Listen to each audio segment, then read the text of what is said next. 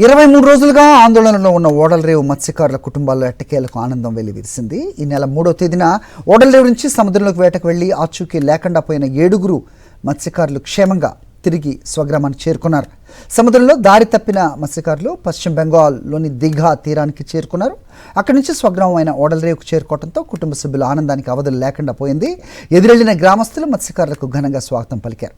తమ కుటుంబ సభ్యులు క్షేమంగా తిరిగి రావడంతో తల్లిదండ్రులు, భార్య, పిల్లలు భావోద్వేగానికి గురయ్యారు. మరోవైపు మత్స్యకారుల కుటుంబ సభ్యులు గ్రామంలోని ఆలయాల్లో ప్రత్యేక పూజలు చేసి మొక్కులు చెల్లించుకున్నారు. 23 రోజుల ఉత్కంఠకు తెరపట్టడంతో కాకినాడ జిల్లా ఓడలరేవులో ఇప్పుడు పండుగ వాతావరణం నెలకొంది.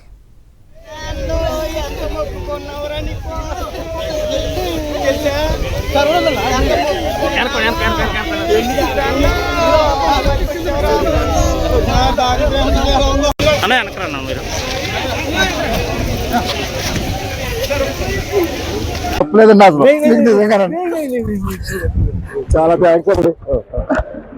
ठीक है अरे कोई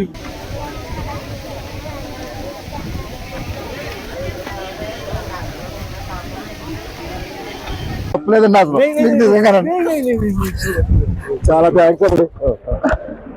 ठीक है అదే कोई ఎంక్వైరీ కానీ, హెలికాప్టర్స్ కానీ, యుద్ధ నౌకలుగా పంపించడం కానీ, నేవీలు కానీ అందరినీ A to Z టక్మని చూపించడం, నిదిగించడం చాలా వేగంగా నిదిగించారండి. అందరికీ సమాచారం ఇచ్చారండి. ఆ తమ్ముడు ద్వారాగా మాకు సమాచారం అందేదండి, ప్రతిరోజు అందేదండి. మాకు మన నిన్న కాక మన కబురు తెలియకైనా చాలా ఆనందపడ్డామండి. ఆనందపడ్డాము, ఏడ్చాము కూడానండి. వాళ్ళ కబురు తెలిసినా కానీ ఏడుదామండి, ఏడుపు వచ్చేసిందండి.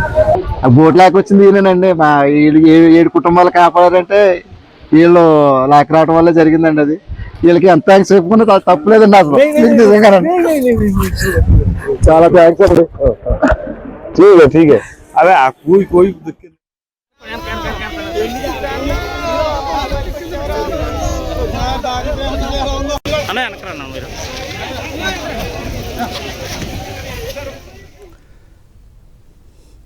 కోనసీమ జిల్లాలో ఓడలరేవు మత్స్యకారులు సురక్షితంగా తిరిగి రావడంపై మాజీ మంత్రి విశ్వరూప్ హర్షం వ్యక్తం చేశారు.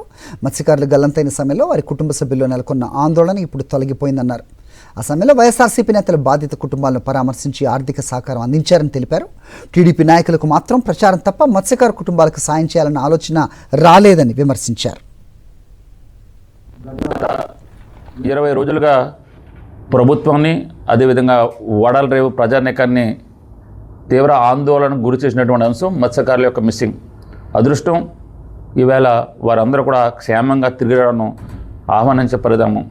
వాళ్ళు మిస్ అయిన తర్వాత వైఎస్ఆర్ కాంగ్రెస్ పార్టీ తరపున అమలాపురం కోఆర్డినేటర్ శ్రీకాంత్ గారు, అదేవిధంగా మండల పార్టీ అధ్యక్షులు, మండల నాయకులు వెళ్ళి ప్రతి కుటుంబాన్ని ఆదుకోవడం జరిగింది. ఒక్కొక్కరికి 50 కేజీల రైసు, అదేవిధంగా వస్త్రాలు, అదేవిధంగా తగిన సామాగ్రిని ఇవ్వడం జరిగింది. కేవలం తెలుగుదేశం పార్టీ నాయకులు కేవలం ప్రచారానికే పరిమితమయ్యారు తప్ప ఇప్పటి వరకు ప్రభుత్వం తరపున కేవలం ఏ విధమైన సహాయ సహకారాలు అందించలేదు. మళ్ళీ ఈరోజు వాళ్ళని తీసుకొచ్చి దండలేసే కార్యక్రమం చేస్తున్నారు. అంటే తెలుగుదేశం పార్టీ యొక్క విధానాన్ని మీకు తెలియజేసుకున్నాను. కేవలం ప్రచారం తప్ప ప్రజలకు సేవ చేయాలన్న ఆలోచన కానీ, ప్రజలను ఆదుకోవాలన్న ఆలోచన కానీ తెలుగుదేశం పార్టీ నాయకులకు ఎక్కడా లేదని తెలియజేసుకుంటూ